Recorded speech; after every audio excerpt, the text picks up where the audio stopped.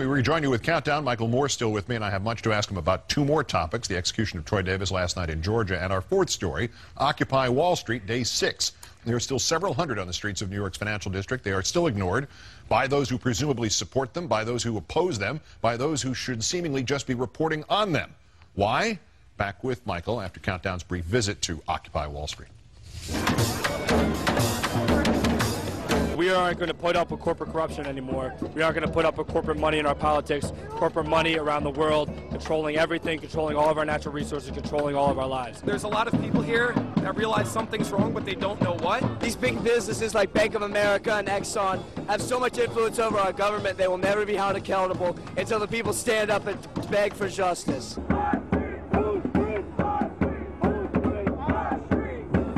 We can televise, all of the protests in the Middle East, but we can't. This is happening in our own backyard, and why isn't this on TV? Why? There are a bunch of people basically gambling with all of our futures, and I don't agree with that. I don't consent to that. Our politicians no longer represent us, the people.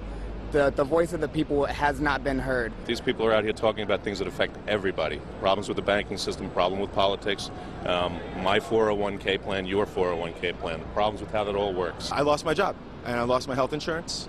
I sort of have a social safety net from the unemployment insurance, which citizens pay for. This is a difficult story to tell, and that it's still an unfolding story.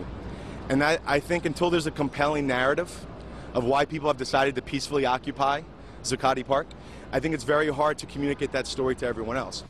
Erica Ferrara got that for us. Thank you, Erica. Continuing now with Michael Moore. I asked Will Bunch this question last night. Let me ask a version of it to you tonight.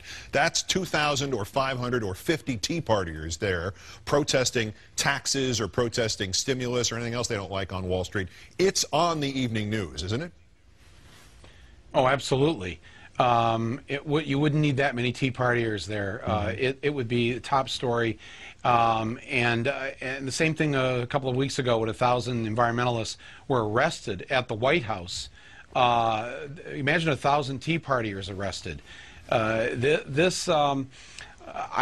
can't speak for why the networks have not covered this.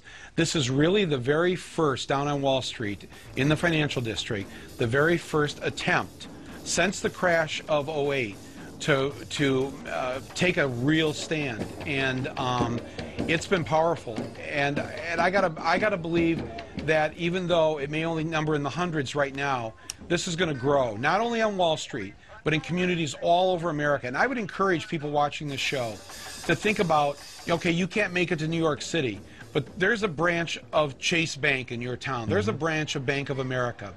And there's nothing preventing you from organizing a demonstration outside that branch with signs, with possibly even civil disobedience, to make your voices heard. They think they're going to get away with this. These people who stole the pension funds of the American public, who stole their money, who stole the future of our kids and grandkids, they think they're kleptomaniacs, and they think they're going to get away with it.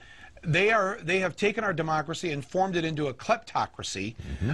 And if we don't stand up, if we don't have our voices heard, believe me, they're not done yet. There's a reason why corporate America, and I think you've pointed this out before, they're holding $2 trillion of cash in their bank accounts. They've never done this before. Never held on to that much. They've taken that money out of circulation, and they're waiting. They know the other shoe's going to drop. And as Mayor Bloomberg said last week, he said there's going to be riots in the street.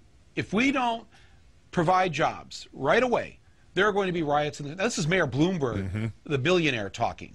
All right, this isn't Michael Moore saying this. This is Mayor Bloomberg saying this. They know, and the smart rich know, they can only build the gates so high. And sooner or later, history proves that people, when they've had enough, aren't going to take it anymore. And it's much better to deal with it nonviolently now, through the political system, than what could possibly happen in the future, which nobody wants to see. The premise of, the pretext of the left-wing media exists to mask the kind of right-wing media belligerence. I won't use the term bias, but it's belligerently right-wing. Assuming that's not going to change, what do the protesters in this group and other groups as the ones you just suggested, what do they need to change, if anything, modify, improve, to make the system bend to their will? I think there needs to be a many-pronged approach. Civil disobedience on Wall Street is one approach. People doing things locally in their communities is another approach.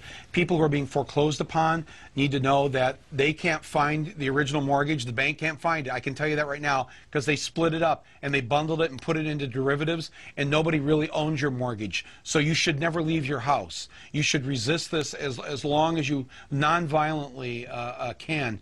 I think, Keith, here's the thing. There is so much rebellion that is percolating right now just under the surface. Agreed. All it's going to take, and you and I probably, we can't predict when this is going to happen, how it's going to happen, but there's going to be a couple of holes that are going to go into that surface, and that is going to just come up like a geyser, and you're going to see massive public reaction against what's been done to their middle class life. The working poor of this country have suffered long enough, and they're not going to take it. And I think you know that. I know that. Mayor Bloomberg knows that. Warren Buffett knows that. And so they can keep talking about this all they want. But if there isn't serious action right away, what you see on Wall Street, that'll be known as that's where it began. And, you know, I went down there when I made my last movie. It was just me with some police crime tape, and I wrapped it around the stock exchange as my form of protest. And I was very nervous doing that because I saw the cops coming, and I'm thinking, I saw one officer starts toward me. I said, "Sir, I'm just really just making a movie. I'm just a little comedy." And and he said to me, "That's okay, Mike." He said, "These guys in here, they've lost so much money out of our police pension fund as a result of what they've done." He said to me, "You just, New York cop," he said, "you just take all the time you want." Oh, my. I said, "Oh, okay." Wow, the police are on our side. There's your first hole in the ground. The second one was the hint from Wisconsin, and we'll see what the third one is. All right, look, I'm devoting the last segment of this show to the big issue of the death penalty, but I wanted to give you this time to react to this execution last night, the death of Troy Davis.